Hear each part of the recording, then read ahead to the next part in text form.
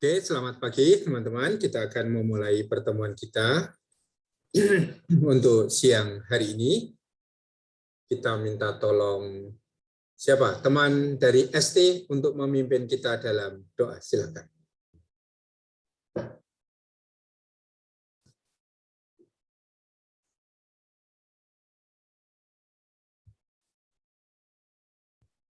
Mari Romo dan teman-teman, kita bersatu dalam doa. Dalam nama Bapa dan Putra dan Roh Kudus. Tuhan, kami bersyukur untuk rahmat yang boleh kami terima pada hari ini, terutama karena kami diberikan kesehatan dan kebahagiaan untuk berkumpul bersama di tempat kami masing-masing. Kini kami hendak bersama bersatu untuk belajar bersama mengenai kitab suci-Mu, perjanjian baru. Kiranya apa yang baik yang diberikan oleh Romo dalam kursus kami dalam mata kuliah kami pada hari ini sungguh dapat menjadi bekal bagi kami, terutama dalam kami menjadi pewarta sabda-Mu di tengah dunia yang semakin kompleks ini. Pujilah nama-Mu kini dan sepanjang masa. Amin. Dalam nama Bapa dan Putra dan Roh Kudus. Amin. Amin.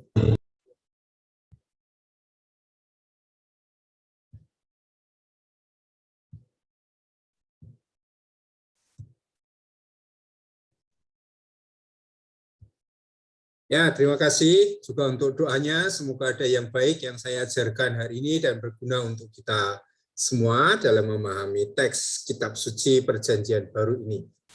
Tapi sebelum saya melanjutkan pembahasan, saya ingin tahu sebetulnya ya, apa yang diharapkan, apa yang kalian harapkan dari perkuliahan ini. Dalam arti informasi-informasi tentang perjanjian baru apa yang kalian butuhkan. Selama ini pasti pernah mengenal teks perjanjian baru, pernah membaca, di seminari menengah pernah belajar, di novisiat pasti juga pernah membaca lagi bersama para pembimbing. Adakah pertanyaan-pertanyaan atau mungkin keingintahuan yang ada dan itu nanti bisa dikatakan kepada saya supaya saya mempersiapkan bahan-bahan itu sebagai bahan pembicaraan kita. Saya sudah punya rencana tentu saja, perkuliahan kita ini sudah punya rencana. Tetapi yang saya rencanakan, yang direncanakan oleh Prodi itu kan belum pasti menjawab kebutuhan-kebutuhan, apa keingintahuan yang ada. Maka ini saya harap itu disampaikan kepada saya catat, lalu nanti kapan akan saya masukkan dalam bagian mana itu akan saya atur kembali dalam pertemuan-pertemuan kita yang akan datang. Maka sebentar, sekitar 10-15 menit, kalau ada yang ingin mengatakan, Romo selama kuliah ini saya pengen mengetahui ini. Atau selama ini saya punya kesulitan ini dan saya mohon ini dijelaskan untuk kami. Saya awali dengan itu, saya catat dan nanti akan saya masukkan dalam bagian-bagian perkuliahan kita selanjutnya. Baik, ada yang mau mulai?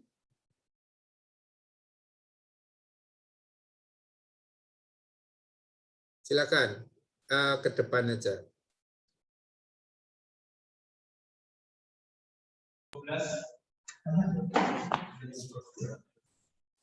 Baik Romo, terima kasih. Ya. Jadi saya sendiri ketika ingin belajar soal tulisan perjanjian baru ini, yang menjadi menarik bagi saya itu adalah bagaimana kalau dikatakan di dalam buku pengantar ke dalam kitab suci itu di halaman 134 itu surat-surat dalam perjanjian baru muncul dari keinginan penulis-penulisnya untuk menanggapi situasi aktual dalam hidup jemaat. Nah, saya sendiri lalu punya gambaran, punya keinginan untuk tahu sih bagaimana situasi aktual yang ada dalam jemaat hidup yang ada dalam hidup jemaat itu, sehingga membentuk tulisan itu tentunya. Kemudian dari situasi itu mungkin dari tulisan perjanjian baru itu korelasinya untuk hidup saat ini itu bagaimana? Itu sih. Terima kasih. Ya, terima kasih. Ya, ada yang lain lebih dahulu?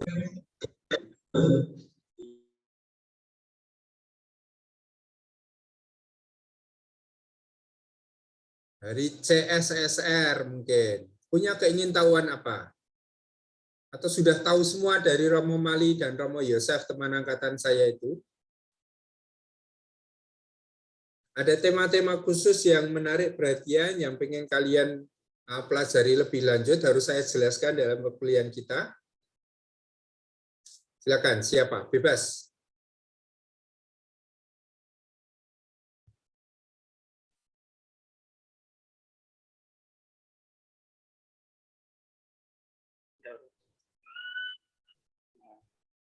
Terima kasih, Romo. Ya. Terima kasih, Romo. Saya selama pembelajaran ini saya juga mengharapkan bahwa kita dapat mempelajari tentang sumber-sumber yang digunakan oleh penulis-penulis baik Injil, surat-surat maupun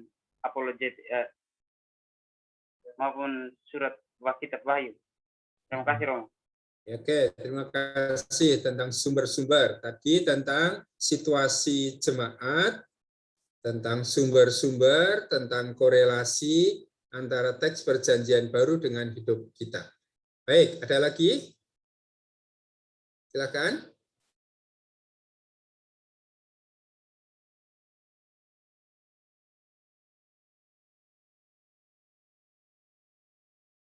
Alfon, silakan. Baik, Romo. Selamat pagi. Selamat pagi. Kalau dari saya sih, saya pengen mengetahui juga lebih dalam lagi tentang kehidupan para rasul. Bagaimana mungkin kita bisa membahas setiap pribadi dari para rasul, kemudian kesulitan-kesulitan mereka dalam mengikuti Yesus. Mungkin seperti itu. Oke. Baik, untuk Alfon nanti kehidupan para rasul memang ada buku lain ya, sahabat-sahabat Yesus dan seterusnya itu. Tapi memang beberapa rasul yang sangat berpengaruh dalam proses Perjanjian Baru nanti akan kita bahas. Bukan pribadinya, tapi aktivitasnya yang membentuk Perjanjian Baru. Pasti kita harus membahas Petrus, Yakobus, Yohanes. Ya nanti soko guru jemaat di Yerusalem, lalu Paulus. Paling tidak 4 orang ini memang harus kita baca pelan-pelan, juga kisahnya, termasuk juga nanti sumbangsihnya, perannya ya dalam membentuk tulisan-tulisan Perjanjian Baru. Baik, maka nanti tentang kehidupan para rasul memang bukan hidupnya dia itu seperti apa, tetapi lebih pada peran mereka di dalam membentuk tradisi iman yang kemudian muncul dalam Perjanjian Baru kita. Baik, terima kasih Alfons. Masih ada dari teman yang lain? ST dulu, lalu CSSR. Ya, selamat pagi Romo. Ya, selamat pagi. Secara khusus dalam pembelajaran ini saya mau tahu lebih dalam itu soal surat-surat Paulus dan misi-misi dari Paulus sendiri. Itu dengan juga kalau bisa juga dari Paulus sendiri juga teman-temannya, hubungannya, konflik-konfliknya dan sebagainya itu. Terima kasih. Ya, terima kasih tentang Paulus. Ya, saya catat dulu, nanti saya lihat kemungkinan pembahasannya. Baik, teman CSSR. Baik, selamat siang Romo. Selamat siang. Terima kasih. Saya ingin tahu lebih dalam tentang Injil apokrif dan alasan-alasan disebut dengan Injil apokrif. Itu. Terima kasih, Romo. Ya, terima kasih tentang Injil apokrif. Nanti kaitannya akan kita bahas dalam proses yang kita sebut sebagai kanonisasi. Jadi nanti akan saya masukkan ke situ. Mengapa Injil-Injil kanonik hanya 4, sementara yang lain itu kita sebut sebagai Injil-Injil apokrif. Nanti saya masukkan ke bagian itu. Masih ada keingintahuan lain atau tema lain yang harus saya bahas?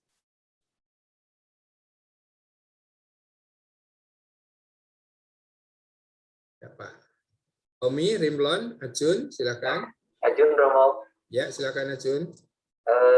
Saya ingin memperdalam mengenai Injil-Injil yang sudah dikanonisasi, terutama di Injil Markus, karena bahasanya lebih susah.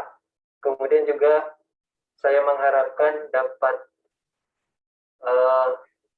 Wahyu Yohanes tentang kitab Wahyu, karena di situ juga pembahasannya cukup rumit. Ya, terima kasih Romo. Baik, terima kasih. Jun. Masih ada? CSSR 2. Silakan. Oke.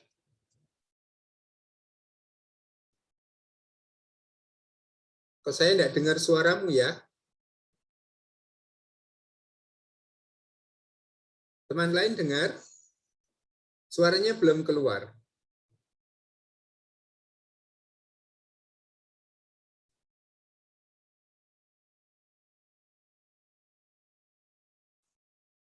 Belum muncul, saya belum dengar. Padahal kita tetangga rumah loh.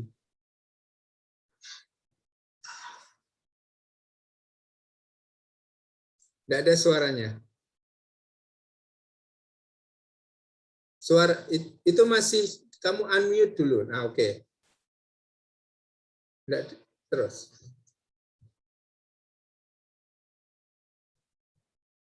Aku tidak dengar ya.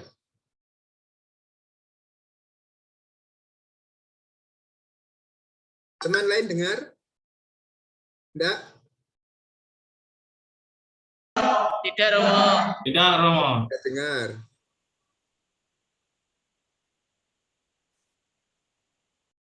Atau kalau kesulitan nanti kamu tulis di chat saja enggak apa-apa. Nanti saya tulis di kertas saya. Oke? Ya. Silakan nanti ditulis di chat dulu. Masih ada?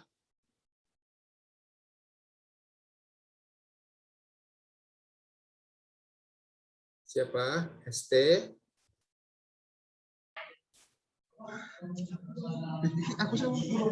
Selamat pagi Romo. Ya. Saya mau bertanya Romo. Jadi selama ini dalam kitab suci itu kan banyak diceritakan tentang karya-karya Yesus dan sebagainya. Nah, tapi saya tuh agak sedikit penasaran dengan kisah Yesus yang lain dari rentang umur 12 sampai 30 tahun. Apakah kisah itu benar-benar ada atau tidak? Dan apakah kita perlu untuk mengetahuinya seperti itu? Terima kasih. Ya, oke, terima kasih.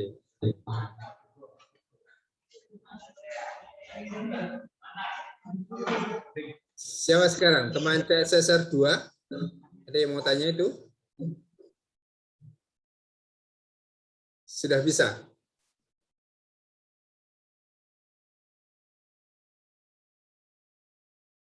Unmute. Coba.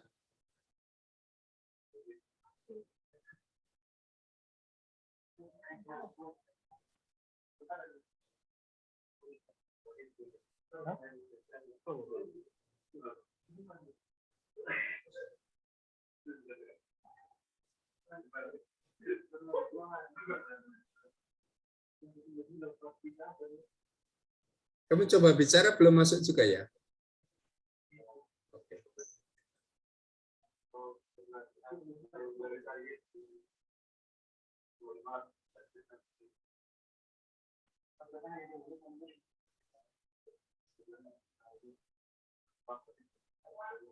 Ada teman yang lain sambil teman CSSR ngetik di chat kita.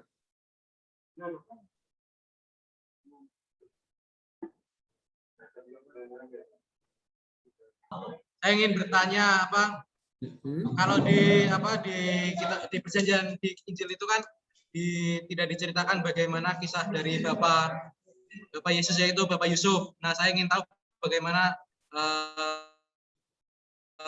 Yusuf itu ada dalam kehidupan Yesus dan dalam kehidupan Maria.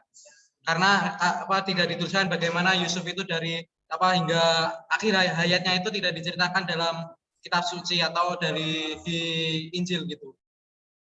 Oke, terima kasih.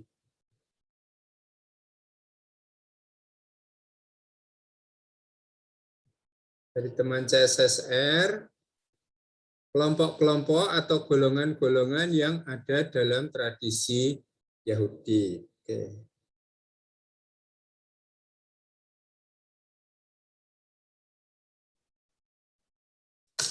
Baik. Sudah 10 ya. Ada yang lain atau selesai? Masih ada? Silakan. Selamat pagi. Selamat pagi. Saya ingin bertanya dari 4 Injil, yakni Injil Markus, Matius, Lukas, dan Yohanes, itu pasti mereka memiliki cara penulisan dengan yang dipengaruhi oleh pengalaman mereka akan Yesus Kristus sendiri. Di sini saya mau lebih mempelajari apa saja kekhasan dari Markus, Lukas, Yohanes, dan apa saja kelemahan dari keempat Injil tersebut. Mungkin hanya saya. Terima kasih. Ya, terima kasih. Terakhir masih siapa? Teman saya share.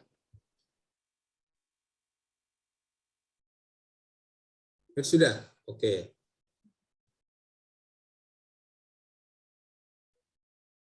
Baik, beberapa hal itu akan menjadi bahan pembahasan kita. Ya, saya akan tentang situasi aktual jemaat, terutama dalam tahap-tahap penyusunan perjanjian baru, nanti akan saya sampaikan. Juga dalam pertemuan kita hari ini tentang pembahasan tentang tradisi Yahudi dan masyarakat Yahudi pada zaman penulisan perjanjian baru, itu nanti akan kita bahas secara khusus.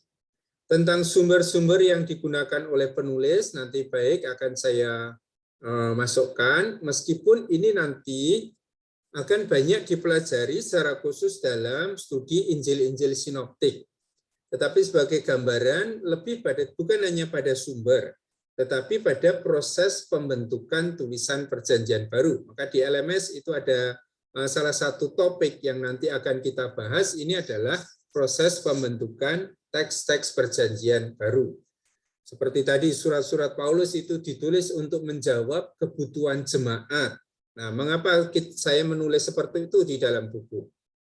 Mana buktinya? Ya, kalau saya menulis surat Paulus kepada jemaat di Tesalonika yang pertama digunakan oleh Paulus untuk menjawab persoalan jemaat. Ya, jawaban yang dibutuhkan oleh jemaat, maksud saya pasti seperti itu. Nah, apa saja yang nanti bisa kita lihat di situ. Baik, itu situasi. Kemudian untuk kehidupan para rasul tidak akan banyak. Tentang Paulus akan banyak dibahas di surat Paulus. Nanti kalian akan dapat 3 SKS surat Paulus, sehingga cukup nanti pembahasan Paulus. Tapi ada 3 yang jarang dibahas, yang sebetulnya justru menjadi tiang penyangga kehidupan jemaat Kristiani di Yerusalem. Memang tidak banyak dikisahkan, tetapi itu muncul di dalam bagian awal kisah para rasul, sehingga lalu nanti kaitannya dengan kehidupan para rasul, terutama pada Petrus, Yakobus, dan Yohanes yang nanti bisa kita baca. Tentang surat-surat Paulus dan misi Paulus, sekilas akan saya bahas surat Paulus sebagai pengantar. Tetapi tentu tentang detail-detailnya, apa yang dibahas, kemudian struktur surat Paulus, jemaatnya seperti apa, itu nanti masih akan dibahas di kuliah surat-surat Paulus. Jadi tidak semua hal akan kita bahas di sini. Injil-Injil apokrif akan saya gabungkan nanti dengan pembahasan tentang kanonisasi. Dari sekian banyak tulisan yang ada dalam zaman perjanjian baru, ternyata tidak semua tulisan itu diakui sebagai kitab suci. Nah, proses untuk memilih mana tulisan yang masuk sebagai kitab suci, masuk dalam kanon, masuk dalam daftar atau tidak, itu adalah proses yang kita sebut kanonisasi. Maka nanti mengapa buku ini masuk dalam kitab suci, mengapa yang lain tidak? Sama-sama bercerita tentang hidup Yesus, tetapi mengapa ini tidak masuk dalam kitab suci dan masuk dalam yang kita kategorikan sebagai Injil-Injil apokrif itu. Maka nanti akan masuk ke situ.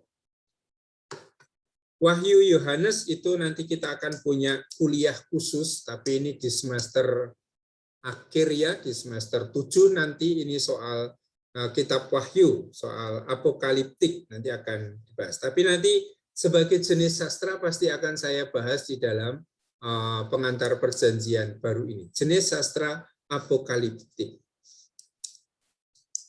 Tentang karya Yesus nanti kita singgung. Nah, tentang usia 12 sampai 30 tahun ya memang tidak ada informasi dalam perjanjian baru. Ya, informasi-informasi di luar perjanjian baru itu katanya Yesus piknik ke Jepang, belajar Zen, atau piknik ke India, belajar filsafat India, dan seterusnya itu banyak dikatakan seperti itu. Tapi tentang kepastiannya tidak ada. Ya, maka perlu tidak mempelajari fase ini, umur 12 sampai 13 tahun, ya saya tidak terlalu melihat kepentingannya. Karena semuanya itu hanya akan menjadi hipotesis, penafsiran. Tetapi tidak ada dua teks yang sama yang bicara sebetulnya tentang apa yang terjadi pada Yesus pada tahap usia ini. Lebih menguntungkan nanti kita bicara, umur sekian ini, seorang laki-laki Yahudi itu mengalami apa? Atau dalam tahap proses pendidikan dalam tradisi Yahudi pada usia 12 tahun ini apa yang khas.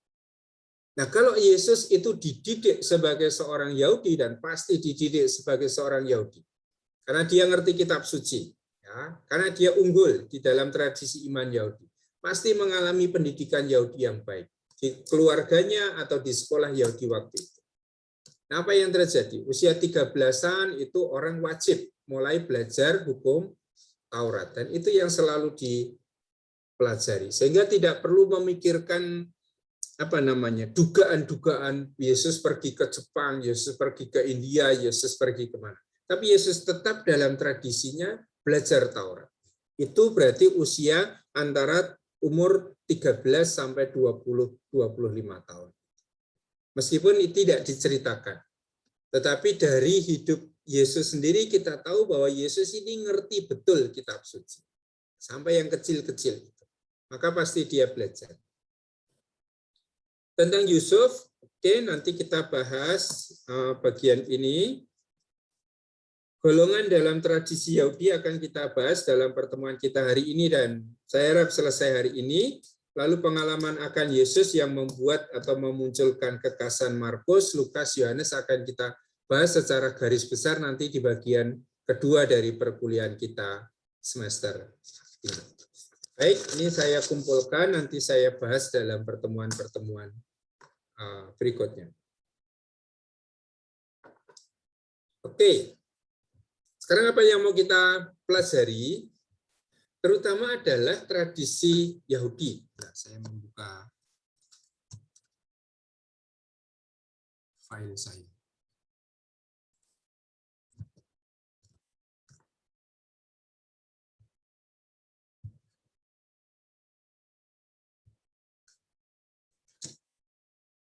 Sebentar ya, saya membuka file saya.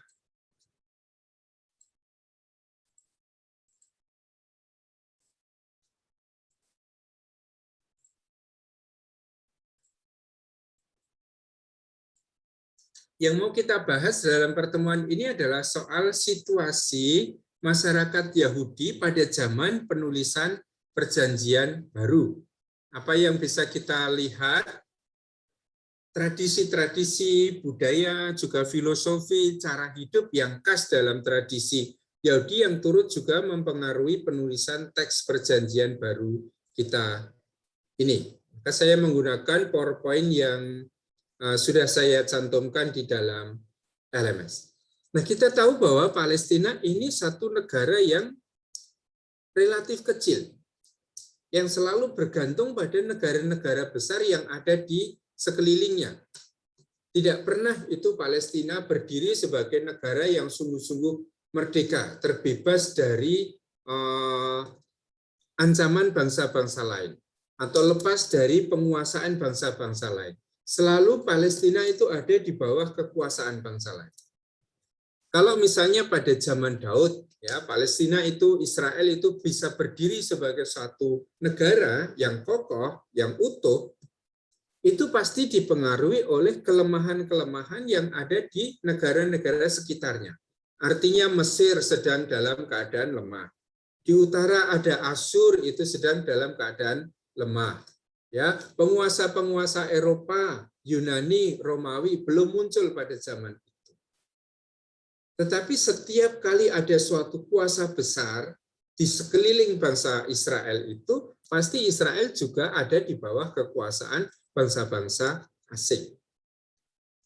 Kita lihat misalnya kekuasaan Assyria atau Asyur yang kemudian mengalahkan Israel bagian utara tahun 722. Sehingga praktis bagian utara Israel itu dikuasai oleh tentara-tentara Asyur. Mereka harus bayar pajak, mereka harus tunduk pada Asyur. Kemudian nanti Asyur akan dikalahkan oleh Babilonia. Dan apa yang terjadi tahun 587, kerajaan selatan itu juga pada akhirnya kalah. Ya, dihancurkan oleh Babilonia, orang-orang dibuang ke Babel. Dan ini yang terjadi. Maka sekarang mereka ada di bawah kekuasaan Babilonia. Karena apa? Karena kerajaan Babel menjadi kerajaan yang paling berkuasa waktu itu. 50 tahun di tanah pembuangan, lalu muncul penguasa baru di Timur Tengah itu, yaitu kerajaan Persia, ya, dalam diri Raja Darius yang dinyatakan di dalam Yesaya itu. Nah, ketika Persia ini mengalahkan Babilonia, praktis Israel itu juga ada di bawah kekuasaan Persia. Nanti ketika Alexander Agung datang sekitar tahun 330 mengalahkan wilayah Syria, praktis Palestina itu juga ada di bawah kekuasaan Yunani, orang Macedonia itu. Dalam perjalanan kemudian tahun 63 sebelum Masehi, kekuasaan Seleukus itu dikalahkan oleh Roma. Nah, ketika Roma itu menguasai Palestina, ya praktis Palestina itu ada di bawah kekuasaan Roma. Nah, apa yang bisa kita simpulkan? Ya, sebetulnya Israel ini bukan suatu bangsa yang besar. Bangsa yang memiliki kekuatan ekonomi, kekuatan militer, kekuatan politik yang kokoh. Ya, kekuatan ekonomi militer yang cukup kokoh itu hanya dimiliki zaman Daud. Tapi sesudah Daud, apa yang terjadi? Salomo itu bukan seorang pemimpin militer, kan? Lain dengan Daud. Daud bisa menjaga negaranya itu dengan kekuatan militer. Kalau dia mau membangun sesuatu, dia menyerang bangsa lain, mengambil rampasan dari bangsa lain. Sehingga secara wilayah, teritori, wilayahnya Daud semakin luas. Secara ekonomis, karena dia bisa mengalahkan bangsa-bangsa di sekitarnya, maka pasti secara ekonomis juga kuat.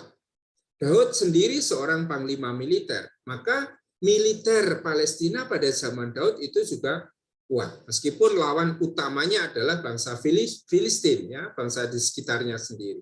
Tetapi kuat secara militer, secara ekonomis kuat. Kemudian dari penguasaan wilayahnya pasti itu wilayah yang paling luas selama sejarah Israel Perjanjian Lama. Tapi apa yang terjadi sesudah Daud mati? Ya, setelah Daud mati digantikan oleh Salomo. Salomo ini seorang administrator negara, bukan seorang panglima militer seperti Daud. Sehingga cara dia melindungi Israel dari lawan-lawannya pasti tidak dengan kekuatan militer. Karena dia bukan seorang panglima militer, tidak punya pengalaman itu. Tetapi dia seorang administrator, ya, seorang manajer. Maka apa yang dia buat adalah mengokohkan administrasi kerajaan itu. Punya sekolah kebijaksanaan, punya sekolah untuk calon pegawai negeri, dan seterusnya. Dia membangun. Bangunan-bangunannya itu bagus. Tapi pertanyaannya, dari mana Salomo itu mendapatkan uang untuk membangun istana, membangun saluran air itu? Dia tidak memiliki penghasilan dari merampas kekayaan negara-negara jajahan itu, atau dari upeti negara-negara jajahan. Nah, ketika dia membutuhkan dana yang besar untuk membangun bangunan-bangunan besar di sana, yang dia buat adalah menagih pajak, memungut pajak. Dan ini yang memunculkan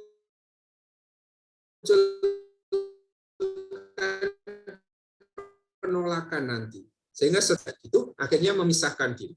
Nah, terjadi perpecahan kerajaan utara yang beranggotakan 10 suku itu dengan kerajaan selatan. Sebab utamanya adalah soal pajak tadi. Maka ini situasi yang akan selalu dihadapi. Sesudah Salomo, lalu pertengkaran itu menjadi begitu besar. Terutama perebutan kekuasaan di daerah utara. Raja yang baru datang, dikalahkan dengan kudeta, datang lagi raja yang lain, dibunuh lagi, muncul raja yang lain. Ini situasi yang ada di kerajaan utara. Sementara kerajaan selatan yang masih ada di bawah kuasa Wangsa Daud itu lalu memang tidak muncul banyak kesulitan di situ. Ya, karena hanya satu wangsa yang kuat, maka praktis raja yang datang itu adalah keturunan raja sebelumnya. Dan itu terjadi. Tetapi semenjak saat itu kehancuran besar itu dialami. Praktis Israel itu menjadi negara yang cukup lemah dari waktu ke waktu. Selalu ada di bawah kekuasaan bangsa-bangsa asing. Ini secara politik. Dalam hal budaya, Israel ini juga tidak sangat kokoh. Artinya apa? Ketika kebudayaan Helenis yang dibawa oleh Alexander Agung itu menjadi luas, praktis wilayah-wilayah Palestina, wilayah Israel ini juga menyerang, mengambil alih budaya Yunani itu. Di daerah utara, di daerah Galilea, praktis budaya yang muncul di situ sudah campuran dengan budaya Yunani. Yang ada di Transjordania, di seberang Sungai Yordan sampai daerah Perea, itu juga sudah mengambil alih budaya Yunani. Daerah-daerah yang kita sebut sebagai Dekapolis, wilayah di seberang Sungai Yordan, yang masih dihuni oleh orang-orang Israel, itu sudah berbudaya Yunani. Sementara yang masih bisa mempertahankan identitas religius mereka secara cukup kokoh, itu adalah orang-orang selatan, orang-orang Yudea, karena di situ mereka punya Bait Allah Yerusalem. Dan ini menjadi pusat kehidupan, pusat tradisi religius mereka. Sehingga pada zaman Helenis, sebagian besar wilayah Palestina pun sudah menyerap unsur-unsur Yunani ini. Dan akibatnya apa? Ada dua kelompok. Antara satu kelompok itu pro pada tradisi Helenis, terbuka pada masuknya budaya Yunani, kelompok yang lain adalah kelompok yang menolak. Dan ini memunculkan benturan-benturan yang bisa kita lihat di dalam perjalanan sejarah Israel. Sampai pada suatu ketika ada pemberontakan Imam Matatias dan anak-anaknya yang kita kenal sebagai pemberontakan Makabeus. Yudas Makabe itu memimpin pemberontakan. Melawan siapa? Melawan penguasa Macedonia atau melawan penguasa Helenis yang waktu itu dipimpin oleh Kaisar atau Raja Seleukus Epiphanes. Antiochus IV Epiphanes dari Wangsa Seleukus. Nah, ini memunculkan pergulatan. Ternyata masuknya tradisi Yunani, tradisi Helenis dalam tradisi Yahudi itu tidak diterima oleh semua orang. Ada orang-orang tertentu yang masih dengan keras itu melakukan perlawanan terhadap kelompok Helenis. Nah, ini diwakili oleh Imam Matatias dan anak-anaknya itu. Sampai pada akhirnya muncul pemberontakan Makabeus. Nah, tapi sesudah pemberontakan Makabeus punya kemenangan besar, apakah lalu terbangun stabilitas politik di dalam tradisi Israel? Ternyata juga tidak. Sehingga akhirnya mereka nanti dikalahkan oleh tentara Roma. Tahun 63 sebelum Masehi ketika Pompeius itu datang menguasai wilayah Syria dan juga wilayah Israel ini. Maka ini yang mereka alami. Dari waktu ke waktu mereka itu praktis menjadi bawahan dari bangsa-bangsa besar yang ada di sekitar mereka. Tergantung bangsa mana yang sedang kuat. Kalau Mesir yang sedang kuat, ya mereka akan di bawah Mesir. Kalau pada akhirnya Roma yang kuat mengalahkan Wangsa Seleukus, mengalahkan bangsa Yunani, itu ya, sekarang mereka ada di bawah kekuasaan Roma. Dan ini yang dihadapi ketika zaman Yesus itu dilahirkan. Nah, Pompeius itu mulai muncul di dalam sejarah Roma, sejarah Palestina tahun 63 sebelum Masehi, ketika dia membawa pasukan untuk mengalahkan wilayah Palestina ini. Dan praktis sejak saat itu, Israel menjadi negara bawahan Roma. Punya raja, misalnya Raja Herodes Agung, tetapi raja ini tidak punya fungsi yang sangat kokoh sebagai seorang pemimpin Israel. Ya, Herodes Agung dan anak keturunannya ini praktis menjadi raja boneka, alat saja di tangan orang Roma, tetapi tidak pernah punya suatu pengaruh yang sangat besar pada tata kepemimpinan Israel, apalagi dalam tata kepemimpinan religius. Nah, ketika secara politik Israel ada di bawah kekuasaan Herodes Agung, raja yang hanya simbolik itu, siapa sebetulnya yang pegang kontrol kepemimpinan atas tradisi Israel adalah Mahkamah Agama. Ya, tradisi para imam, tradisi ahli-ahli Taurat, inilah yang justru menjadi penguasa di Israel. Karena kita ingat, kalau Israel itu berfokus pada Bait Allah Yerusalem, Imam Agung itu menjadi pemimpin Mahkamah Agama ini. Nah, Imam Agung zaman Yesus lahir itu adalah Hanas dan Kayafas tentu saja. Ya, ketika Yesus tumbuh, lahir, sampai pada akhirnya Yesus wafat. Ada Hanas, ada Kayafas. Nah, ini yang secara religius itu sangat berpengaruh dalam tradisi Israel. Memang ada raja simbolik seperti Herodes Agung dan nanti anak-anaknya. Tetapi yang sangat berperan di dalam tata kepemimpinan Yahudi Israel justru adalah Imam Agung, para imam, dan kelompok yang kita sebut sebagai Sanhedrin ini. Nanti kita lihat dengan siapa Yesus berkonflik, dengan siapa Yesus berbenturan, tidak dengan Herodes, tidak dengan raja-raja simbolik itu. Tetapi Yesus akan berbenturan justru dengan para pemimpin agama Yahudi, terutama dengan ahli-ahli Taurat, dengan imam-imam kepala, sampai pada akhirnya nanti Yesus akan diadili di hadapan Mahkamah Agama.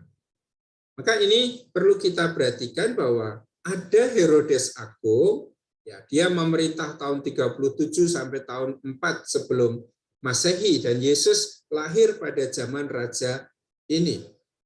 Tetapi secara politik dia tidak mempunyai banyak kekuatan untuk mengatur tata hidup orang Israel. Dia hanya menjadi raja simbolik saja. Ini menjadi raja bonekanya Romawi. Yang hidup di dalam tradisi Palestina lebih pada tradisi religius yang dipimpin oleh Imam Agung itu. Nah, dalam perjalanan kemudian pun terjadi perpecahan kerajaan. Sesudah Herodes Agung wafat, kerajaan terpecah. Dikuasai oleh anak-anaknya, ada Filipus, ada Herodes Antipas, ada Archelaus yang nanti akan berkuasa di wilayah Syria sana. Nah, situasinya lalu sudah pecah-pecah seperti itu. Tapi bisa dipastikan bahwa Herodes dan anak-anaknya ini tidak mempunyai banyak pengaruh besar dalam tata politik Israel. Memang punya jasa, misalnya dalam membangun Bait Allah Yerusalem atau dalam memugar Bait Allah Yerusalem, sehingga menjadi Bait Allah yang dikagumi. Tetapi dari unsur-unsur politik, unsur-unsur kenegaraan, Herodes Agung dan anak-anaknya memang tidak memiliki pengaruh yang cukup signifikan dalam tradisi Israel. Siapa yang menjadi pemimpin utama dalam masyarakat Yahudi adalah imam kepala, para imam, dan para pemimpin religius Israel. Itu yang bisa kita lihat. Nah, dalam tradisi Yahudi, lalu ada situasi berat yang muncul. Dan situasi terberat yang muncul nanti adalah kehancuran Bait Allah Yerusalem pada tahun 70 Masehi. Ketika orang-orang Roma itu pada akhirnya menguasai Palestina, menguasai Yerusalem, dan menghancurkan Bait Allah Yerusalem. Simbol religius mereka hancur.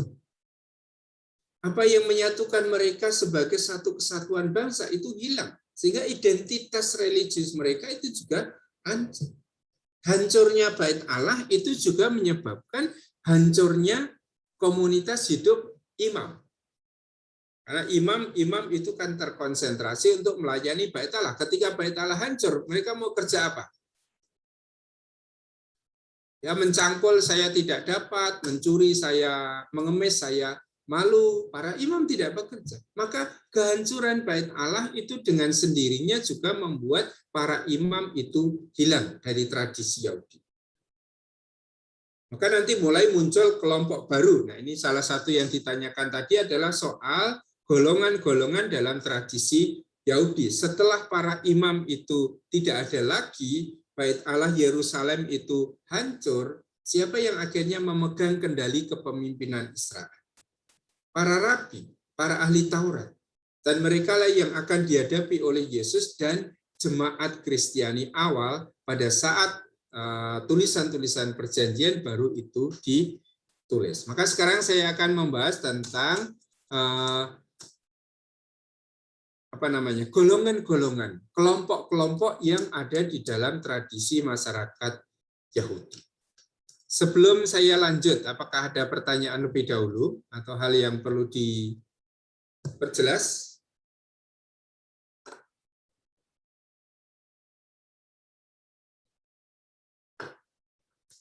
Mari silakan. Ajun atau Rimlon, silakan. Ajun, Romo. Ya, silakan Jun. Tadi dikatakan bahwa Raja Herodes Agung dan anak-anaknya tidak memiliki kekuasaan politik dan sebagainya. Kemudian orang-orang Herodian menginginkan keturunan Herodes Agung memerintah atas mereka. Ketika orang Herodian ini menjadi tentunya masyarakat yang mayoritas di dalam sejarah Partai Yahudi, tentu mereka memiliki kekuatan, Romo. Lalu bagaimana dengan posisi dari gubernur Romawi yang pada saat itu juga memerintah? Terima kasih. Iya, makanya tadi saya katakan yang namanya Herodes Agung itu praktis hanya menjadi raja boneka. Alat di tangan pemerintahan Roma untuk memerintah orang-orang Yahudi. Meskipun demikian, orang Roma sendiri punya seperti administrator yang langsung dipilih oleh Roma, yang ditempatkan di wilayah Palestina. Yang kita kenal di dalam diri misalnya Pontius Pilatus. Pontius Pilatus ini panglima perang, ya, pemimpin perang. Maka dia ngurusi militer, ngurusi kehidupan ekonomi, ngurusi stabilitas politik lah. Dia utusan resmi Roma, maka dia punya wewenang sebetulnya lebih besar daripada wewenangnya Herodes Agung. Maka praktis Herodes Agung itu hanya menjadi simbol, raja simbolik sajalah. Dia adalah bonekanya Roma. Tetapi yang namanya raja ya pasti di sekitarnya itu terbentuk kelompok. Orang-orang yang menikmati kehidupan dari sang raja ini. Yang kita kenal sebagai kelompok Herodian, para pengikut Herodes ini.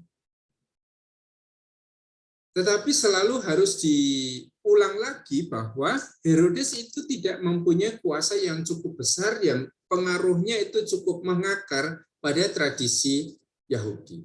Nah, pengikut-pengikutnya Herodes, orang-orang Herodian, ya pengen anak keturunannya Herodes itu yang jadi raja. Tetapi apakah orang Yahudi mengharapkan seperti itu? Orang Yahudi selalu mengharapkan yang menjadi raja mereka adalah anak keturunan Daud. Maka ide dari orang-orang Herodian supaya anak-anaknya Herodes menjadi raja tidak akan pernah diterima oleh orang-orang Yahudi. Mereka juga tidak akan menerima Herodes. Yang menerima Herodes itu siapa? Ya para pengikutnya. Sementara orang Yahudi yang punya gagasan bahwa raja yang akan memerintah bangsa kita dari keturunan Daud, mereka masih akan mengarahkan diri pada pandangan itu. Yang kita nanti-nantikan adalah anak keturunan Daud, bukan anaknya Herodes.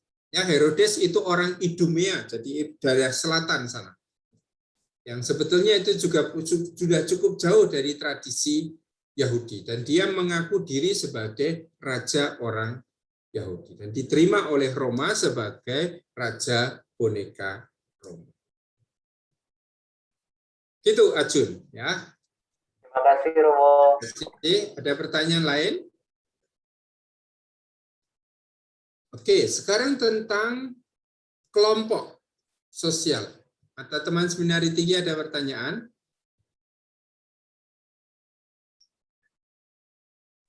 Saya Romo. Saya cukup penasaran dengan di sini dikatakan bahwa kelompok Yudas Makabeus ini sudah bisa memperoleh kemenangan gemilang dan bisa memulihkan kembali peribadatan Bait Allah pada tahun 164 sebelum Masehi. Dan semenjak itu kemenangan ini bangsa Yahudi ini ada di bawah kepemimpinan Hasmonean sampai tahun 63, dan di bawahnya ini paragraf selanjutnya ada kata-kata bahwa perselisihan dan konflik dalam dinasti Hasmonean mengundang masuknya intervensi Romawi. Dan setelah itu runtuhlah lagi Bait Allah, dan biasanya penasaran apakah Yudas Makabeus yang memimpin pemberontakan ini untuk bisa membangun kembali peribadatan di Bait Allah ada maksud lain atau maksud-maksud lain yang akhirnya ketika mereka sudah bisa menguasai pun mereka bisa runtuh lagi seperti itu. Iya, pasti maksudnya baik ya, karena mereka Imam Matatias dan anak-anaknya termasuk Yudas Makabeus itu cita-citanya adalah mempertahankan hidup mereka sebagai hidup bangsa yang terpilih. Artinya apa? Mereka mau menghayati hidup mereka dalam ketaatan pada tradisi religius Yahudi, pada tradisi Taurat, pada tradisi Sunat. Itu yang simbolnya. Saya setia kepada tradisi Yahudi kalau saya disunat. Kalau saya setia berpegang pada Taurat. Nah, masalahnya apa? Pada zaman itu yang berkuasa adalah bangsa Seleukus. Ada Antiochus IV Epiphanes itu. Seorang Helenis. Dan dia memaksa semua orang Yahudi harus meninggalkan Taurat, harus meninggalkan Sunat. Tidak boleh lagi belajar Taurat. Orang-orang laki-laki tidak perlu lagi disunat. Bahkan juga memaksa makan makanan-makanan yang diharamkan dalam tradisi Yahudi. Antara lain adalah babi. Nah, apa yang dibuat oleh Antiochus Epiphanes? Dia memaksa orang Yahudi untuk meninggalkan Taurat, meninggalkan Sunat, untuk melanggar aturan tentang halal dan haram makanan. Maka orang seperti Imam Matatias itu tidak mau. Ingat cerita tentang seorang ibu dengan 7 anaknya yang dipaksa oleh sang raja untuk memakan daging babi. Anaknya satu demi satu tidak mau, dan karena tidak mau mereka mati. Sampai pada akhirnya ibu itu sendiri. Nah, itu kan situasi berat yang dihadapi oleh orang Yahudi. Ada sekelompok orang yang memilih, saya lebih memilih mati daripada mengingkari tradisi Yahudi. Nah, ini yang terjadi. Karena Seleukus, bangsa Seleukus itu memaksakan tradisi Yunani, tradisi Helenis pada orang-orang Palestina, orang-orang Israel. Maka mereka memberontak. Sehingga pemberontakan mereka itu didasari oleh cita-cita kita harus menjaga tradisi iman religius kita sesuai dengan tradisi iman kita sebelumnya. Tidak dicampuri, tidak dikuasai oleh tradisi Helenis itu. Sampai pada suatu ketika Antiochus IV Epiphanes itu menempatkan patung dewa Yunani di Bait Allah Yerusalem. Dan ini dianggap sudah penghinaan yang luar biasa karena ada patung dewa-dewi yang ditempatkan di Bait Allah Yerusalem. Maka muncullah pemberontakan Makabe dipimpin oleh Imam Matatias sebetulnya. Sehingga motif mereka sebetulnya adalah motif yang baik. Tapi yang namanya orang sudah pegang kekuasaan, motivasi yang baik itu seringkali lama-kelamaan juga luntur. Lebih senang berpegang pada kekuasaan sebagai raja ini, kekuasaan politik, daripada menjaga integritas bangsa saya secara religius. Nah, ini yang terjadi dalam perjalanan kemudian dalam bangsa Hasmonean itu. Ya, benturan-benturan yang membuat mereka semakin lama justru semakin lemah karena konflik internal di antara bangsa Hasmonean ini. Juga antara para imam dengan para penguasa politik waktu itu berebut pengaruh. Dan itu membuat mereka semakin lemah sampai akhirnya Pompeius itu datang tahun 63. Ya, salah satu kelompok itu meminta bantuan Pompeius. Maka itu jalan bagi Pompeius untuk campur tangan dalam persoalan orang Palestina. Nah, karena diminta bantuan, Pompeius datang. Tapi praktis kemudian Pompeius itu menguasai politik, menguasai militer, juga menguasai ekonomi kawasan di Palestina. Sehingga bagi saya maksud awal dari Yudas Makabeus dan saudara-saudaranya ini motivasi yang baik. Saya mempertahankan tradisi bangsa saya. Tetapi ternyata sesudah mereka berkuasa, keturunan-keturunan mereka akhirnya lupa pada cita-cita itu. Ya, lebih mementingkan kekuasaannya. Sehingga kemudian meninggalkan tradisi religius bangsanya dan akhirnya kalah dalam peperangan melawan Roma. Begitu penjelasan saya. Semoga jelas ya. Sudah jelas, Romo. Terima kasih, Romo. Terima kasih. Ada pertanyaan lain?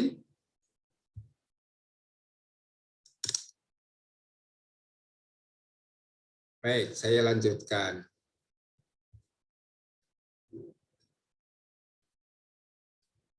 Ada teman CSSR, silakan.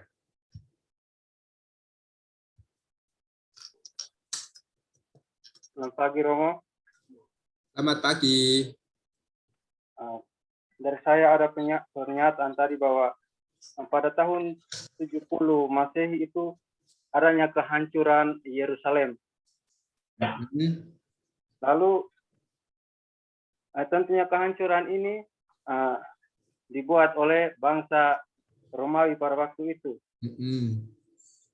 Tindakan dari bangsa Romawi ini mengandaikan bahwa bangsa Romawi tidak suka akan adanya agama Yahudi pada waktu itu. Lalu di dalam tulisan bukunya Romo itu pada halaman 124 ada pernyataan bahwa bahkan setelah keruntuhan Yerusalem pada tahun 70 agama Yahudi tetap diakui sebagai agama resmi oleh Romawi. Jadi saya berpikir bahwa ini mungkin adanya kontradiksi antar pernyataan di halaman dari 124 dan 129. Jadi mohon penjelasan dari Romo. Ya. Iya. Orang yang berperang seperti ini pasti akan berjuang untuk menghancurkan simbol utama wilayah yang dikuasainya. Dan simbol utama yang menyatukan seluruh Israel itu apa toh? Selain tradisi Taurat itu, yang kelihatan secara fisik yang menjadi simbol kesatuan negeri itu adalah Bait Allah Yerusalem. Nah, seorang panglima itu selalu akan mencari mana yang harus saya kuasai, saya hancurkan, dan dengan menghancurkan situ, hancur semua Israel ini. Maka yang dipilih oleh Roma untuk dihancurkan apa? Bait Allah Yerusalem. Karena ini simbol kekuatan Israel. Kalau Bait Allah Yerusalem ini hancur, praktis situasi buruk itu akan dialami oleh orang Israel. Karena tadi saya katakan, pusat religius saya, simbol religius kami sebagai bangsa itu sudah dihancurkan. Dan ini memunculkan krisis besar dalam tradisi Yahudi. Coba dibayangkan, ketika mereka berpikir Yerusalem ini adalah tempat tinggal Allah. Sekarang Bait Allah ini hancur. Allah ada di mana?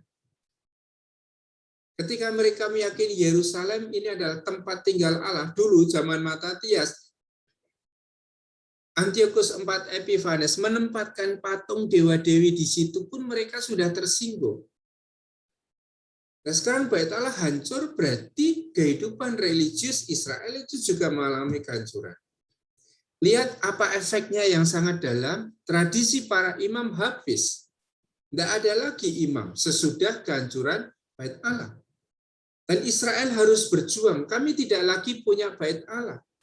Maka harus membangun identitas baru sebagai satu bangsa. Bait Allah hancur, ibadat-ibadat kurban di Bait Allah tidak ada lagi. Sekarang mereka menumbuhkan yang namanya ibadat-ibadat di sinagoga. Yang sebetulnya sudah dimulai pada zaman pembuangan di Babilonia. Ibadatnya bukan lagi ibadat kurban, tetapi ibadat sabda. Mengapa ibadat sabda? Karena tidak ada lagi Bait Allah, tidak ada lagi para imam. Dan untuk bisa melayani ibadat sabda berarti butuh orang-orang yang ngerti kitab suci. Butuh guru-guru untuk mengajar ini. Dan siapa yang akhirnya menjadi ahli kitab suci, guru-guru yang hebat adalah tradisi Farisi. Adalah kelompok orang-orang Farisi. Nah, berarti kehancuran Yerusalem itu nanti akan mengubah konstelasi politik dan religius dalam tradisi Yahudi. Yang semula dikuasai oleh imam, berpusat di Bait Allah Yerusalem, sekarang akan dikuasai oleh para rabi, ahli Taurat. Dan ini dari kelompok Farisi. Bukan berpusat di Bait Allah Yerusalem, tetapi di sinagoga-sinagoga. Tempat-tempat ibadah orang Yahudi yang ada di berbagai macam tempat. Nah, ini kehancuran Yerusalem, juga Bait Allah Yerusalem itu pasti menjadi pilihan dari Pompeius dan tentara-tentara Roma. Dengan menghancurkan Bait Allah Yerusalem, saya menghancurkan seluruh Israel. Begitu? Sudah jelas atau belum? Semoga jelas ya. Sekarang saya masuk ke pembahasan tentang kelompok-kelompok dalam tradisi Yahudi. Ya, kelompok pertama ini adalah kelompok Saduki. Kalian membaca buku saya itu. Ada yang menganggap ini kelompok yang berawal dari generasinya Imam Sadok. Kemudian katakan ini sudah ada pada zaman pemberontakan Makabeus. Gitu. Yang sebetulnya ini adalah kelompok aristokrat. Ya. Imam-imam yang selalu hidupnya itu melekat pada peribadatan di Bait Allah Yerusalem. Maka tadi saya katakan ketika Bait Allah Yerusalem hancur, ya mereka kehilangan identitasnya. Saya membayangkan kalau Ekaristi itu tidak ada, lalu identitas kita itu apa? Dalam arti peribadatan kunci itu hilang, maka fungsi imam ini tidak dibutuhkan lagi. Sekarang kita ini jadi romo, jadi imam dibutuhkan karena apa? Antara lain karena Ekaristi toh. Kalau tidak ada Ekaristi, kita itu dibutuhkan oleh umat belum pasti loh. Kalau ibadat sabda umat sudah bisa. Melayani diakonia tidak usah jadi imam.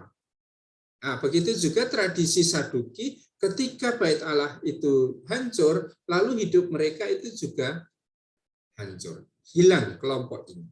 Ya, maka mereka ini karena hidup dari peribadatan, kemudian mendapat pemasukan juga dari Bait Allah Yerusalem, maka salah satu ciri hidup mereka adalah mempertahankan status quo.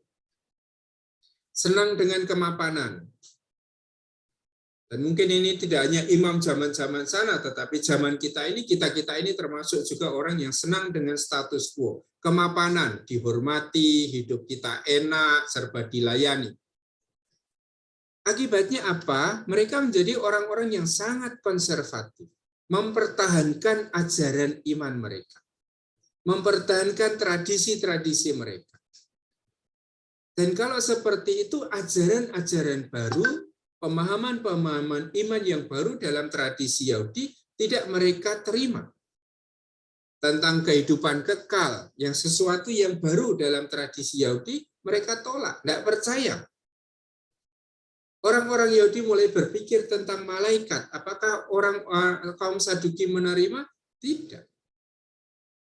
Maka nanti ketika Yesus itu juga berbicara tentang kehidupan sesudah kematian, orang Saduki akan bertanya kepada Yesus di Yerusalem. Ketika Yesus mengajar di Yerusalem, kalau ada kebangkitan, dan ada seorang wanita yang sudah menikah dengan 7 laki-laki, saudaranya, ini pernikahan yang disebut sebagai pernikahan Levirat.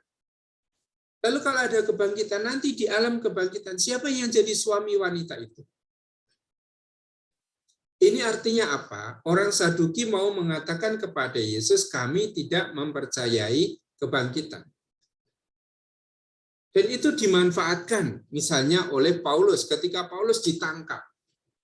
Dia tahu bahwa di hadapan dia itu ada orang Farisi, ada orang Saduki.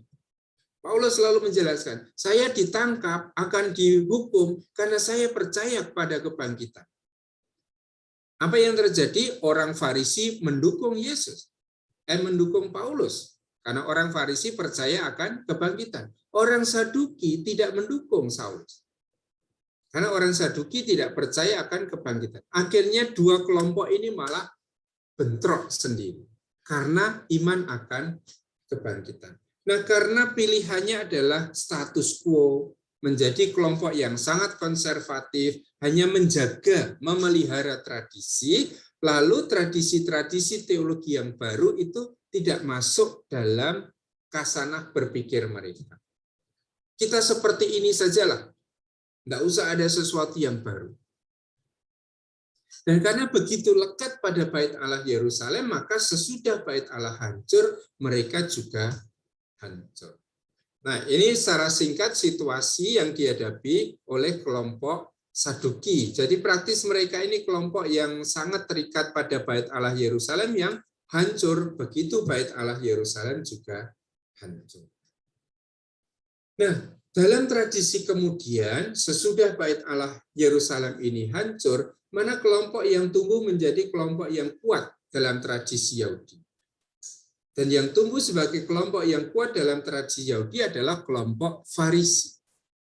Nah, ini adalah kelompok awam, bukan kelompok imam seperti Saduki.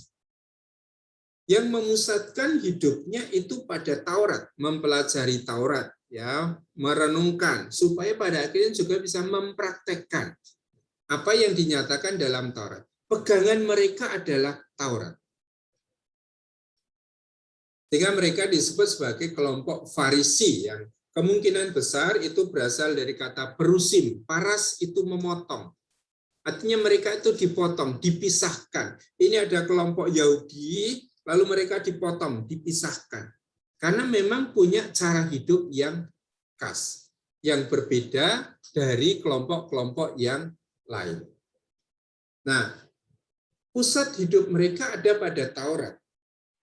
Dan kelompok Farisi ini adalah kelompok yang praktis, ini progresif. Berbeda dengan kelompok Saduki yang konservatif itu. Juga dalam pemahaman-pemahaman iman, kelompok ini merupakan kelompok yang baru, terbuka pada wawasan-wawasan baru yang muncul, pada pemikiran-pemikiran teologi yang muncul, termasuk misalnya soal kebangkitan. Nah, ini kelompok yang akan menjadi sangat kuat pada zaman perjanjian baru ini ditulis. Maka sekarang kita harus hati-hati. Kalau kita mendasarkan informasi pada teks perjanjian baru saja, maka kelompok Farisi ini adalah kelompok yang dianggap munafik. Ya, kelompok yang dianggap terlalu kaku berpegang pada hukum Taurat. Gambaran kita negatif. Padahal dalam kenyataannya, mereka ini adalah orang-orang yang sangat dihormati. Guru-guru yang sangat dihormati dalam kehidupan masyarakat. Yang menjadi penasihat-penasihat mereka itu adalah orang Farisi. Dan mereka punya kelompok yang namanya ahli Taurat. Orang yang ngerti betul kitab suci. Sehingga mereka orang yang sebetulnya dalam tata masyarakat Yahudi pada waktu itu sangat dihormati. Tetapi sekali lagi, ketika orang itu sudah mencapai suatu posisi yang terhormat, orang sering lupa.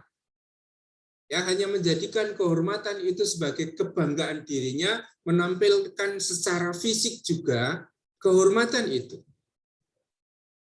Bahkan kehormatan itu dicari. Ya, orang lalu berdoa dengan doa-doa yang panjang. Misalnya dikritik oleh Yesus. Kamu itu seperti kuburan yang dilabur putih. Ya, luarnya itu putih bersih, tetapi dalamnya itu penuh dengan bangkai dan kebusukan. Artinya apa? Orang terlalu mementingkan apa yang superficial, apa yang di permukaan, tetapi tidak memperhatikan apa yang ada di dalam. Nah, ini yang kemudian memunculkan banyak konflik dengan Yesus.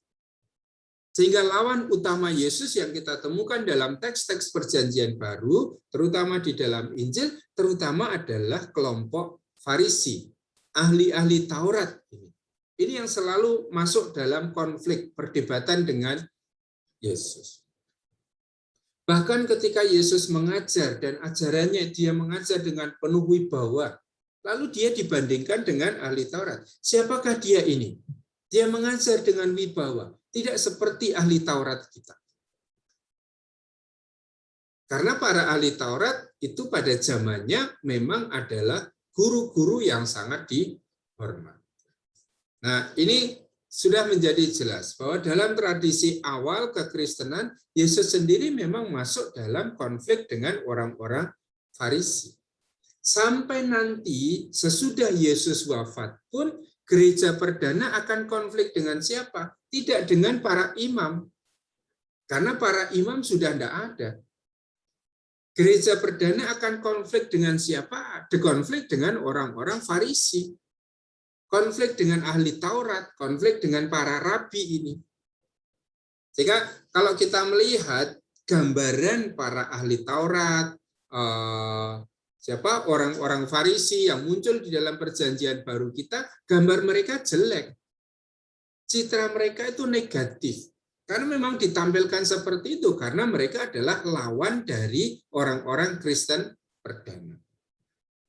Tetapi harus diingat bahwa dalam tradisi Yahudi sendiri, ahli Taurat ini adalah guru-guru yang sangat dihormati. Ada orang-orang besar seperti Gamaliel, kemudian ada siapa tradisi Samai, tradisi Hillel, itu adalah tradisi-tradisi besar di dalam lingkup orang-orang Farisi. Ya, jadi ini yang nanti akan sangat banyak muncul di dalam Perjanjian Baru, terutama kelompok Farisi. Kelompok Saduki itu jarang sekali muncul dalam Perjanjian Baru. Ya, kelompok para imam kepala itu memang muncul, tetapi sebutan Saduki sendiri jarang muncul. Kemungkinan karena ketika Perjanjian Baru itu ditulis, kelompok Saduki itu sudah tidak ada. Ya, yang mereka hadapi adalah kelompok Farisi. Ini lawan berat orang-orang Kristen dalam tahap perkembangan awal itu. Siapa yang mereka hadapi adalah orang Farisi. Nah, salah satu contoh orang Farisi yang sangat kita kenal adalah yang namanya Saulus. Ingat tadi kalau ada pertanyaan tentang misi Paulus, surat-surat Paulus, siapa sebetulnya Saulus itu? Saulus adalah seorang Farisi, muridnya Gamaliel. Kalau kita mengatakan Saulus itu seorang Farisi, di dalam benak kita ini sudah berpikir dia tahu betul tentang Taurat. Dia tahu betul tentang tradisi Yahudi. Dia bukan orang sembarangan itu. Dan itu bisa kita lihat di dalam surat-surat Paulus. Paulus itu bukan seorang Yahudi yang sembarangan. Dia mengatakan dibanding dengan teman-teman sebaya di seluruh bangsaku, aku lebih lagi dalam hal ketaatan pada Taurat. Ya, dalam hal mengikuti tradisi nenek moyang, aku orang Farisi. Paulus bisa mengatakan itu. Sehingga kita bisa menyimpulkan dari kesaksian-kesaksian Paulus sendiri, entah di dalam suratnya, misalnya di dalam Filipi, atau kesaksian Lukas tentang Paulus di Kisah Para Rasul, kita lihat Paulus itu sebelum menjadi seorang misionaris Kristen, dia adalah seorang Yahudi yang hebat.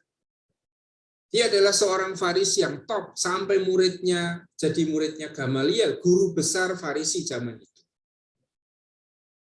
Maka kalian ini juga mahasiswa-mahasiswi FTW yang top. Karena jadi muridnya Profesor Marto Sujito, itu profesor kita. Saya tidak mengalami diajar oleh profesor ketika saya kuliah di kentungan itu. Sekarang kalian itu ngalami, berarti kalian itu jauh lebih top daripada zaman-zaman saya, Romo Galih, Romo Mulyatno kuliah itu enggak ada profesor. Ya, ini gambarannya. Maka kita bisa melihat betapa khususnya tradisi Farisi ini dalam konteks hidup jemaat Yahudi pada waktu itu. Karena merekalah yang masih menjaga tradisi Yahudi itu. Ketika bait Allah yang menjadi pusat hidup mereka hancur, mereka tidak ikut hancur. Mereka membangun identitas baru dalam tradisi Israel, yang kita sebut sebagai tradisi rabini, tradisi para rabi. Karena sekarang identitas Israel tidak ada lagi pada bait Allah, pada ibadat kurban, karena bait Allah sudah hancur, tetapi tradisi mereka akan berpusat pada sabda, pada Taurat. Dan di mana Taurat itu dipelajari, di mana Taurat itu dikhotbahkan, ada di sinagoga, ya, tempat-tempat perjumpaan orang Yahudi. Maka disebut sin itu bersama-sama, agein itu memimpin atau datang, berkumpul. Maka tempat di mana orang Yahudi itu berkumpul bersama-sama untuk mempelajari Taurat, untuk mendengarkan khotbah, itu disebut sebagai sinagoga atau tempat ibadah orang Yahudi. Ini kelompok yang justru menjadi kelompok yang dominan, ya, yang sangat berpengaruh pada penulisan teks-teks perjanjian baru kita. Nah, kelompok yang terakhir itu adalah kelompok yang tidak disebut dalam tradisi perjanjian baru, ya, ini kelompok Esseni. Yang kemungkinan besar ini adalah kelompok para imam yang kemudian memisahkan diri, meninggalkan kota dan kemudian tinggal di padang gurun yang kita kenal sebagai gua-gua Qumran itu. Maka mereka tinggal di sana, di gua-gua Qumran, dan tetap berpusat pada Taurat, tetap berpusat pada tradisi Israel, dan menghasilkan tulisan-tulisan yang sekarang kita sebut sebagai tulisan-tulisan Qumran, yang namanya Dead Sea Scroll, itu ya, gulungan-gulungan laut mati, itu rupanya dihasilkan oleh kelompok imam ini. Ya, salah satu orang yang kemungkinan berasal dari kelompok Esseni ini adalah Yohanes Pembaptis, anak Imam Zakarias, tetapi hidup di padang gurun bersama dengan kelompok mereka. Ini muncul, tetapi nama Esseni memang tidak banyak dibahas atau malah praktis tidak muncul di dalam tulisan-tulisan perjanjian baru. Yang paling sering muncul adalah kelompok Farisi.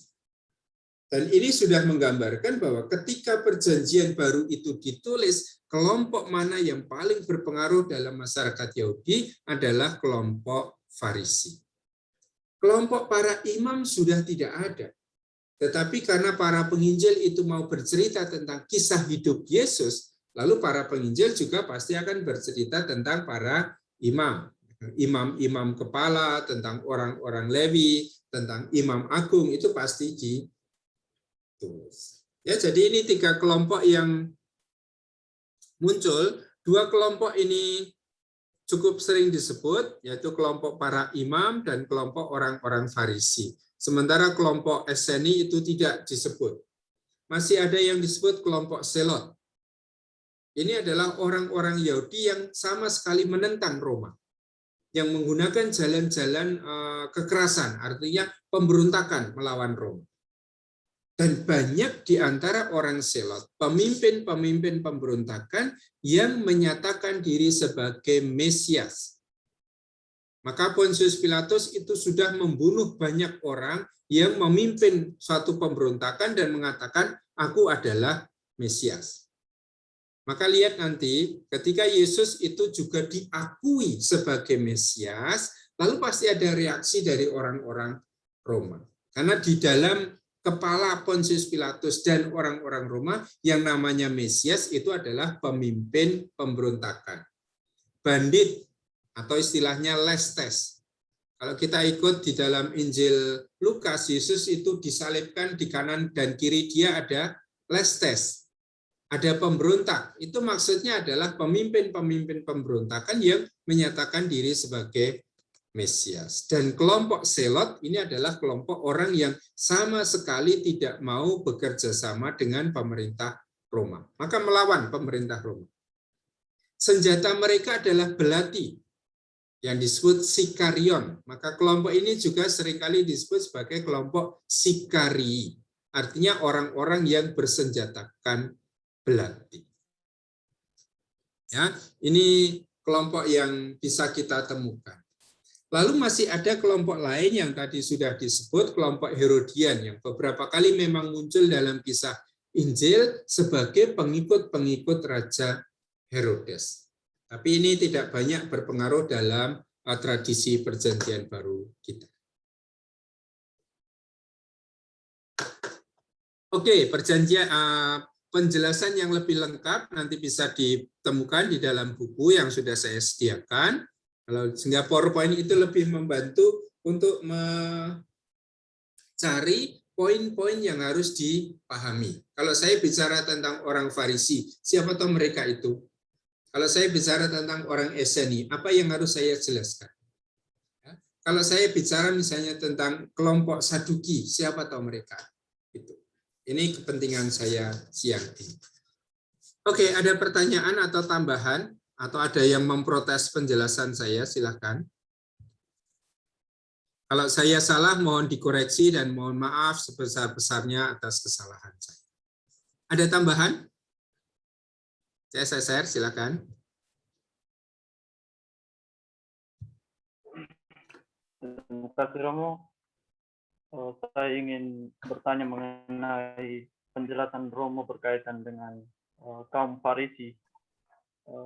Di dalam buku Romo sendiri dijelaskan bahwa kelompok ini menerima inovasi-inovasi baru dalam ajaran-ajaran keagamaan. Berkaitan dengan hal ini, saya ingin bertanya, kenapa ketika Yesus memberitakan pewartaan Injil mengenai kerajaan Allah, hal ini kurang atau bertentangan sekali dengan kaum Farisi? Apa yang membuat kaum Farisi tidak menerima ajaran-ajaran ini? Mungkin hanya itu saja, Romo. Iya, harus kita lihat ajaran-ajaran yang mana ya yang membuat orang Farisi itu berbenturan dengan Yesus. Sekarang harus dikatakan bahwa Yesus dan orang Farisi tidak pernah berbenturan dalam hal Taurat. Orang Farisi kan pegang betul Taurat kan. Dan Yesus tidak pernah berbenturan dengan orang Farisi dalam hal ketaatan pada Taurat. Karena dalam hal berpegang pada Taurat, ketaatan pada Taurat, Yesus punya prinsip yang sama. Ya, Yesus kan bilang, jangan kau pikir aku datang untuk menghilangkan satu bagian terkecil pun dari Taurat. Ya, sebelum semuanya itu tergenapi. Yesus mengatakan satu iota pun tidak akan dihilangkan dari Taurat. Artinya apa? Sikap Yesus berhadapan dengan Taurat itu sama dengan sikap orang Farisi terhadap Taurat. Dalam hal Taurat, jalan pikir Yesus, teologinya Yesus itu masih sejalan dengan teologinya orang-orang Farisi. Apa yang dipercayai tentang malaikat dipercayai oleh Yesus, dipercayai juga oleh orang Farisi. Kebangkitan sesudah kematian diajarkan oleh Yesus, diterima juga oleh orang Farisi. Maka dalam hal ketaatan pada Taurat, ajaran-ajaran Taurat, Yesus tidak berbenturan dengan orang Farisi. Nah, sekarang pertanyaannya, dalam hal apa Yesus itu bentrok dengan orang Farisi? Ada yang bisa menjawab? Dalam hal apa Yesus itu selalu benturan dengan orang Farisi? Orang Farisi tidak mau menerima Yesus. Dalam hal tradisi nenek moyang, dalam hal adat istiadat. Ya. Dan ini adalah aturan-aturan yang dibuat oleh orang Yahudi. Tidak ada dalam Taurat. Dibuat oleh orang Yahudi untuk bisa melakukan apa yang belum jelas di dalam Taurat. Katakanlah di dalam Taurat itu dikatakan hormatilah hari Sabat. Bagaimana cara menghormati? Dengan tidak bekerja. Selesai, itu aturan Taurat. Maka pada hari Sabat orang tidak bekerja. Tapi kan ada sekian banyak pekerjaan. Dari sekian banyak pekerjaan itu mana yang tidak boleh dilakukan pada hari Sabat? Maka orang Farisi mendaftar sekian banyak pekerjaan yang tidak boleh dilakukan pada hari Sabat. Salah satunya misalnya adalah mengobati. Ya, pada hari Sabat orang tidak boleh menyembuhkan. Pada hari Sabat orang tidak boleh memanen. Maka ketika melihat Yesus menyembuhkan orang sakit pada hari Sabat, orang Farisi protes. Kamu melanggar adat istiadat. Ketika melihat para murid itu memetik bulir gandum pada hari Sabat, mereka protes lagi. Mereka itu meyakini kekudusan tubuh kita harus dijaga. Maka segala sesuatu itu harus dibersihkan. Termasuk ketika saya makan, saya harus mencuci dulu tangan saya ini. Nah, ketika mereka itu melihat para murid makan tanpa membasuh tangan, apa yang mereka buat?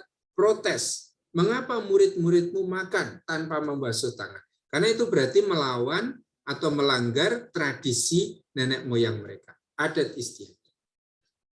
Tentang puasa diprotes. Murid-murid Yohanes Pembaptis puasa, murid-murid kami puasa. Mengapa murid-muridmu tidak? Ya kan? Tentang mengampuni dosa. Siapa yang berkuasa mengampuni dosa? Yesus menyembuhkan seorang dengan mengatakan, pergilah, dosamu sudah diampuni. Diprotes oleh orang Yahudi. Kalau begitu, kamu menghujat Allah. Kesimpulan kita apa? Yesus itu berbenturan dengan orang Farisi bukan dalam hal ketaatan pada Taurat, tetapi dalam hal tradisi nenek moyang, dalam hal adat istiadat. Nah, adat istiadat, tradisi nenek moyang ini buatan siapa? Buatan orang Farisi. Aturan-aturan yang menjelaskan bagaimana mereka mesti hidup. Nah, aturan-aturan itu tidak ada di dalam hukum Taurat. Puasa, mereka punya puasa Senin dan Kemis. Jadi 2 kali dalam 1 minggu. Tapi itu tradisi mereka. Taurat mewajibkan puasa 2 kali dalam 1 minggu? Enggak. Maka ketika murid-murid orang Farisi berpuasa, murid-muridnya Yesus tidak. Yesus tidak mewajibkan mereka berpuasa di hari Senin dan Kamis. Apakah mereka wajib berpuasa sesuai tuntutan Taurat? Iya. Ya. Pada hari pertobatan itulah satu-satunya hari ketika orang Yahudi itu harus berpuasa. Dan pada waktu itu pasti berpuasa. Itu ya. Jadi benturan Yesus itu dengan orang Farisi selalu ada pada urusan adat istiadat, tradisi nenek moyang, bukan dalam hal ketaatan pada Taurat. Karena dalam hal ketaatan pada Taurat, ini Yesus dan orang Farisi ini punya paham yang sama. Tapi dalam hal tradisi nenek moyang, adat istiadat nenek moyang, orang Farisi berpegang teguh, tapi Yesus tidak mau berpegang pada tradisi nenek moyang. Dia mengajarkan sesuatu yang menurut kita lebih tinggi daripada tradisi nenek moyang. Dan ini yang membuat orang Farisi sulit untuk menerima Yesus. Karena yang dibuat oleh Yesus, yang diajarkan oleh Yesus dalam kacamata orang Farisi melawan tradisi nenek moyang. Oke, tenggorokan saya sudah perih. Kita mau lanjut atau enggak ini? Ada pertanyaan lagi? Terakhir, sebelum suara saya habis.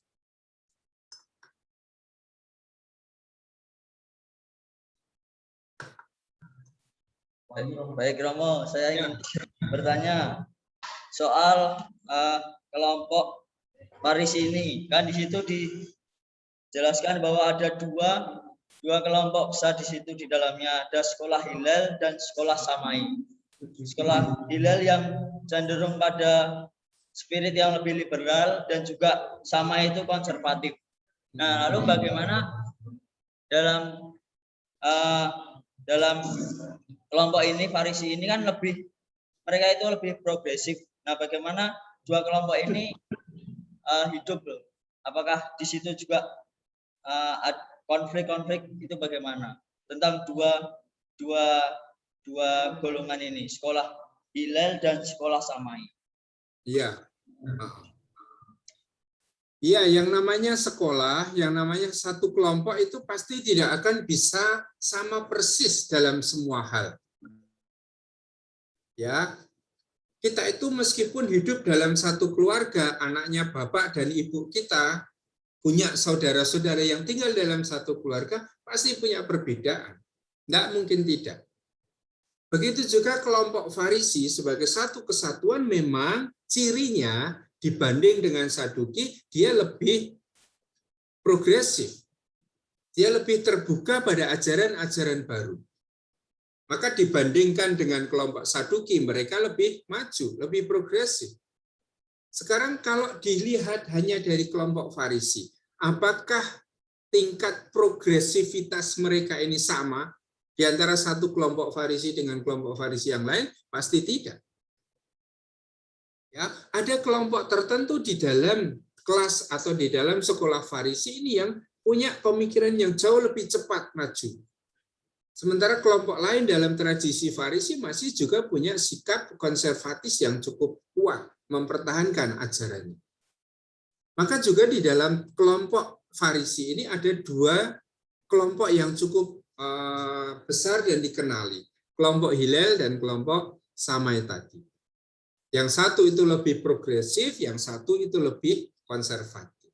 Artinya bisa juga muncul di dalam satu kelompok, kelompok Saduki ini, dua kelompok yang cukup berbeda.